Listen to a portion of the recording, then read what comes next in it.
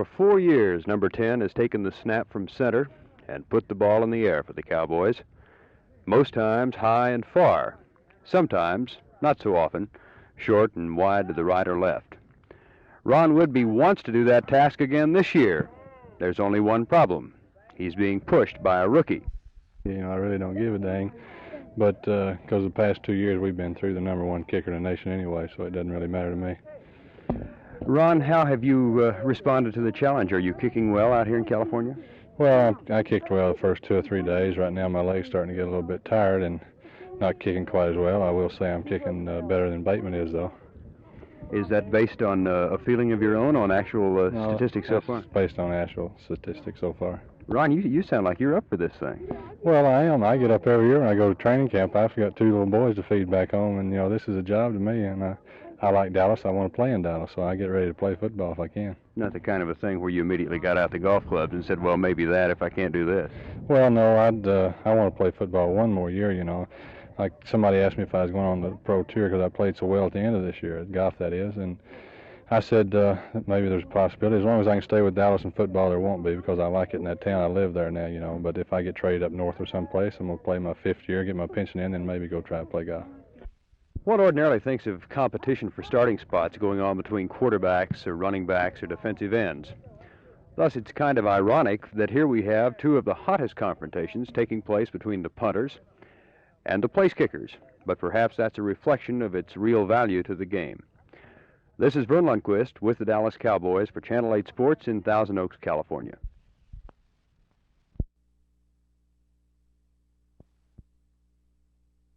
And this was a very malicious rumor campaign that was started concerning me back in the primary. It was checked out by many responsible people, and they found there'd be absolutely no truth to it whatsoever.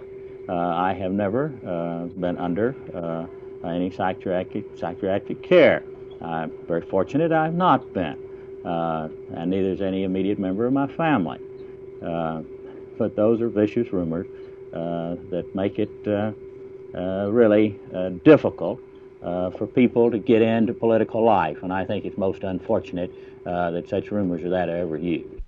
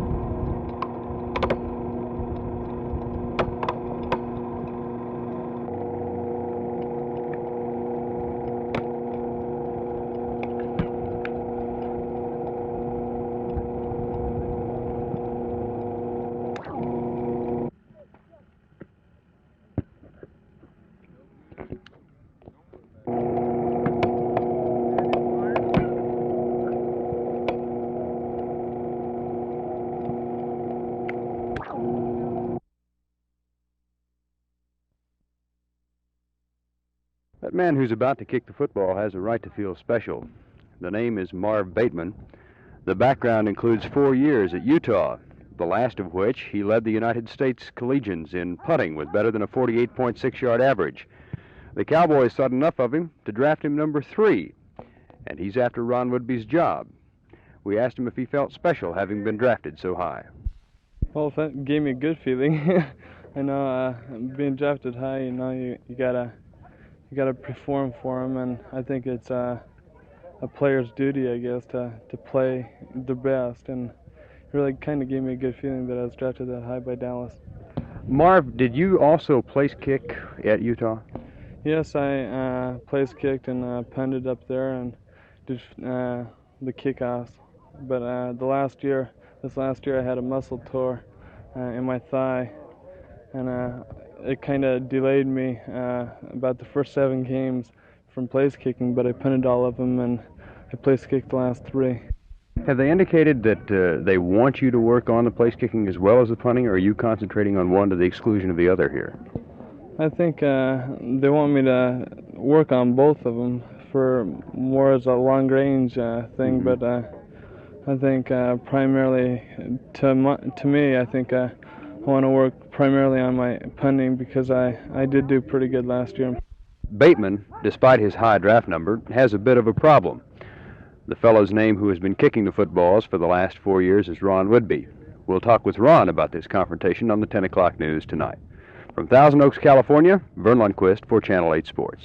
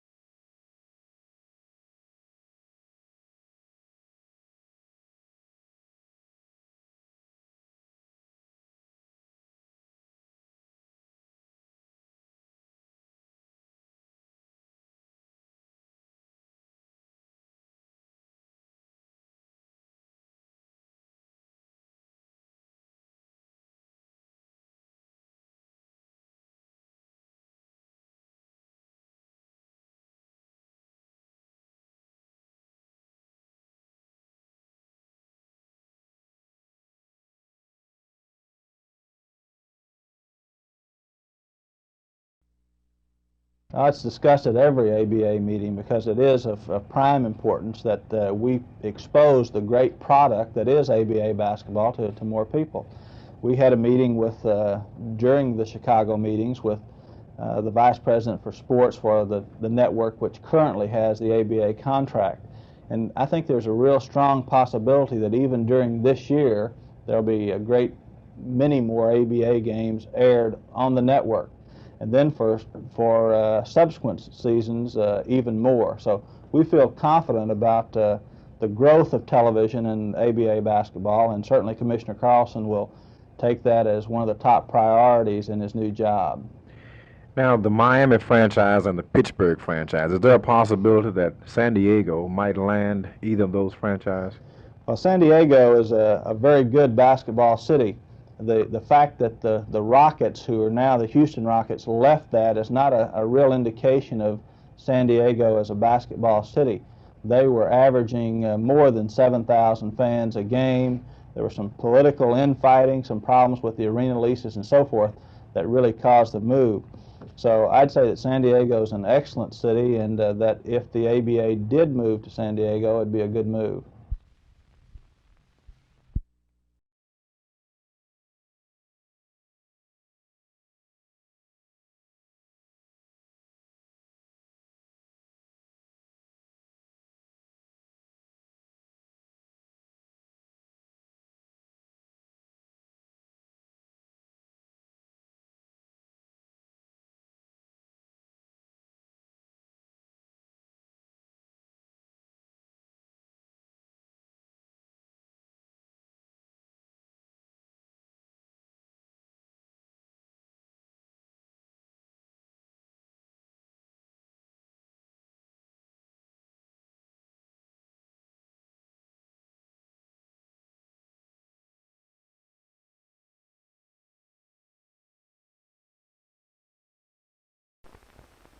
But that permits rendezvous and docking with the laboratory.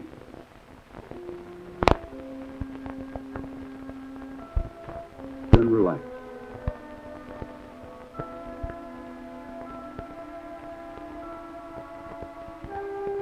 A window, the men will enjoy reading, listening to taped music, to radio transmissions from Earth, and will communicate with their families.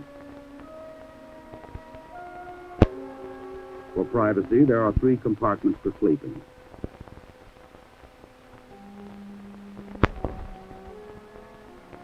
Special trays will warm the food, and the men will eat from them, much as do commercial airline passengers. Bathroom. Primarily, bathing will be done with a hand sponge. but other methods will be tried.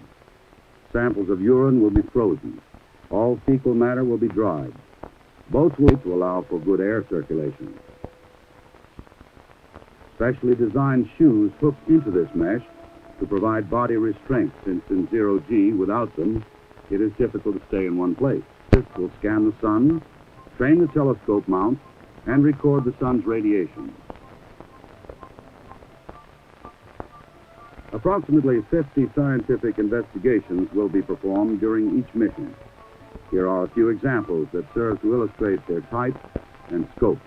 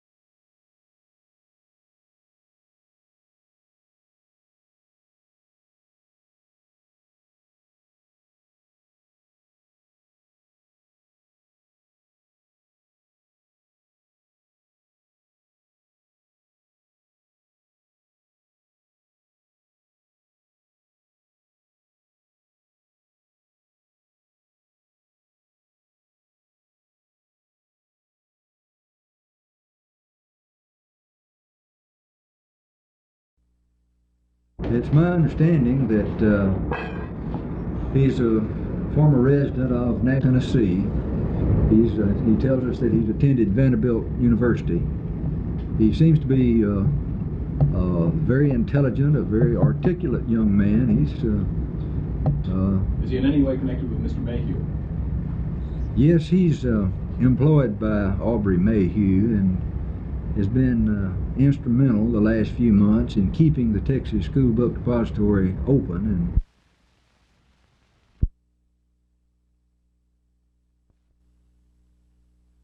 I think that this is one of our big problems and major concern of all Texans, and I think we have to look at, take a good hard look. We have task force working now, and between now and the November election, we will have some very concrete proposals to make on this subject.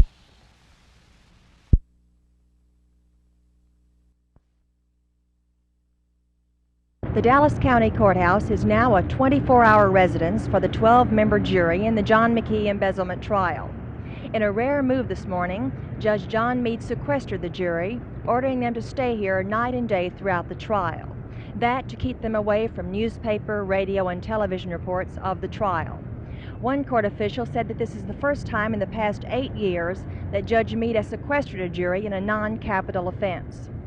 So out of 50 people questioned today, 4 women and 8 men who swore they were not prejudiced against McKee were chosen as his jury.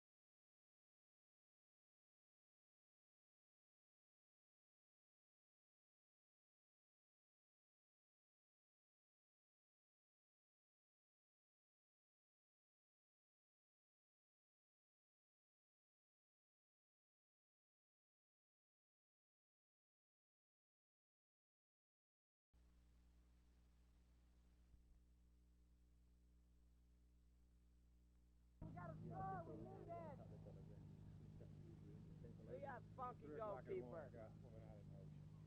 I didn't get a swim out there. I was cut up bad.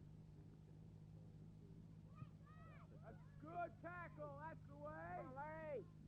Well done, Joe. Yeah, way to play. We win this today. Go, Ray. Go on, Kenny. Have a shot. Shoot. Preferably the referee if it gets in your way again. What's your team?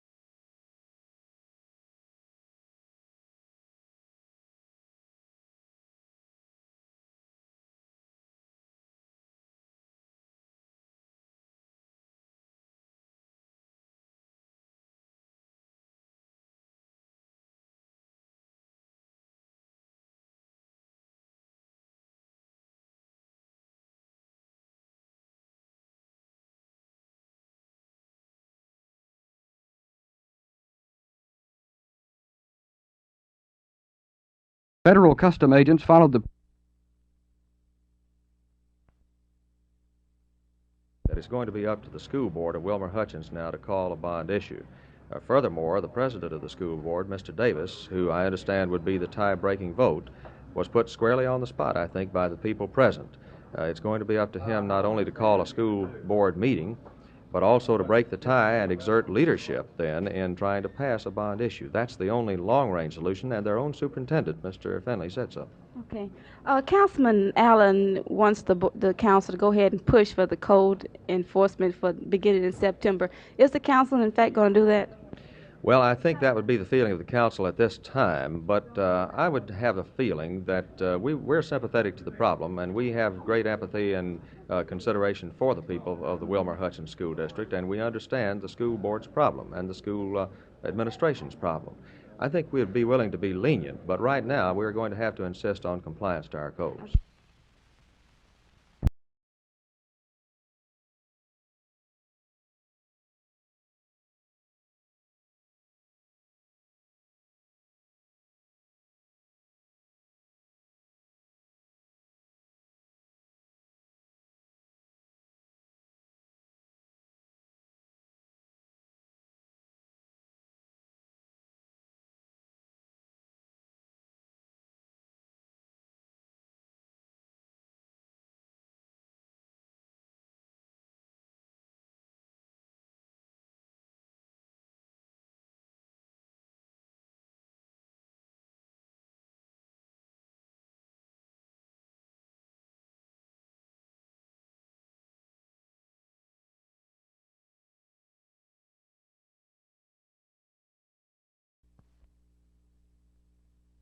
I doubt that. Now, when you read the guidelines and the federal regulations, and you put the pencil to it, it makes you take a second look at the regional jails.